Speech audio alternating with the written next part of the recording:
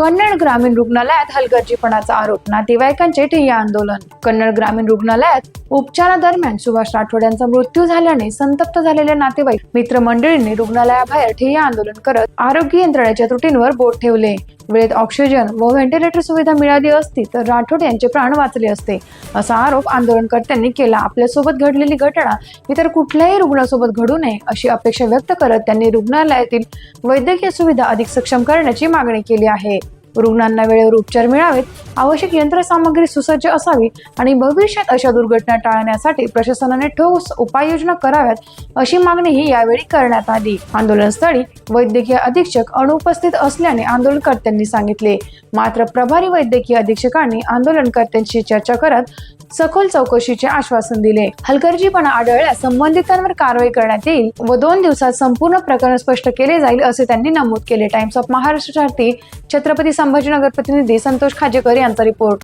आम्हाला जे ऑक्सिजनमुळे जे आमचा पेशंट एक्सपायर झाला त्याच्यामुळे आम्ही इथं आंदोलन केल्यानंतर त्यांना डॉक्टर साहेबांना 2 दिवसात जी कारवाई होईल 2 दिवसात आम्ही तुम्हाला कळवतील आणि त्याच्यामुळे आम्ही जर नाही केलं तर त्यानंतर आम्ही याच्यापेक्षा मोठी संख्येनं पुरं गाव या पूर्ण मोठ्या संख्येने इथं उपस्थित राहून आंदोलन करणार आहे। नेमकी घाटीमध्ये ऑक्सिजन नसल्या कारणाने ही दुर्घटना घडली। ऑक्सिजन नसल्यामुळे। ठीक, तर तुम्ही आल्यानंतर कोण एमओ होते, काय त्यांनी केलंय, उपचार पद्धती? पवार सर म्हणून आले ते आता नवीन, त्यांना असं जर सांगितलं का तरी मी नवीन आलेलो आहे म्हणे असं सांगितलं होतं। आता ते गायकवाड सराला भेट आपण निवंत दिलं, आपण समजून निवेदन देऊन दिलं तर त्यांना 2 दिवसात कारवाई करू म्हणून त्यांच्यावर।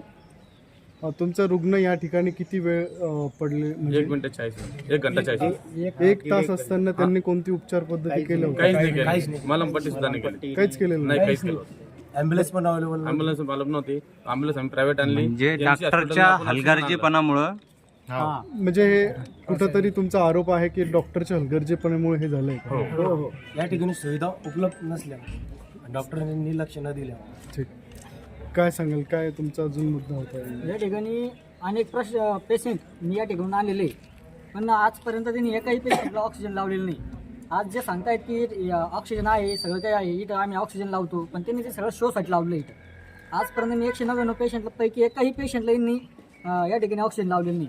आणि ॲम्ब्युलन्स जर का कॉल केला, इथं ॲम्ब्युलन्स अवेलेबल असते तरीही 108 वरती 102 वरती कॉल करायला लावता, त्याला कमीत कमी 1.5 घंटा लागतो कॉल पूर्ण व्हायला। त्याच्यानंतर ती गाडी कुठून तरी बाहेरून येते, इथल्या गाड्या अवेलेबल असतानाही या ठिकाणच्या गाड्या देत नाही। त्याच्यामुळे पेशंटला इथून संभाजीनगरला ज्या वेळेला रेफर केलं जातं त्याच्यामध्ये त्याचा कुठेतरी त्याला उपचार लवकर न भेटल्यामुळे त्याचा त्या ठिकाणी मृत्यू होतो। ठीक आहे, तुम्ही एक डिझेल उपस्थित केलेला होता की डॉक्टर लोक मुख्यालय राहत नाही? दादा, मी खूप वेळाशी आलेलो आहे। आज आमचा पेशंट हातातून गेला, पण याच्यानंतर कोणावर पण अशी वेळ येऊ नये याच्यासाठी आम्ही आंदोलन केलं आहे। पण मेन गोष्ट काय आहे, मेन जो इथला अधिकारी, समजा मेन डॉक्टर हे उपस्थितच राहत नाही। वैद्य अधिकारी हे उपस्थित नाही, त्यांच्या हाताखालचे जे त्यांच्याप्रमाणे ते उपचार करतात। आता मेन एवढं MBBS असेल किंवा हे डॉक्टर असल्यावर ते कमीत कमी पेशंटला बघतात ना, ते डायरेक्ट प्रेफर ते काय करतात इकडचे, म्हणजे ते डोक्याला ताण न घेता डायरेक्ट संभाजीनगरला निघा। डिलिव्हरी सुद्धा पेशंट पाठवतात। डिलिव्हरीचे कमीत कमी 7-8 लेडीज एक्सपायर झालेले आहे। तुमचा आरोप असा आहे की या ठिकाणी वैद्यकीय अधिकारी हे मुख्यालय राहतच नाही, अपडाऊन करतात। यांना सगळं व्यवस्था आहे इथं राहण्यासाठी, पण इथं अपडाऊन करतात। माझी एकच इच्छा आहे, प्रशासनाने आता स्वतः होऊन आता इथं लक्ष द्यायला पाहिजे। कन्नड ग्रामीण रुग्णालयामध्ये पूर्ण तालुक्यासाठी आहे, तर काय सुविधा म्हणजे जनतेला मिळायला पाहिजे आणि पुन्हा असं होणार नाही याची दखल घ्या। बिलकुल, हे आम्ही त्याच्यावर कमिटी नेमू आणि 2 दिवसानंतर याचा अहवाल आम्ही वरिष्ठांना देऊ आणि तुम्हाला पण त्याची प्रत देऊ।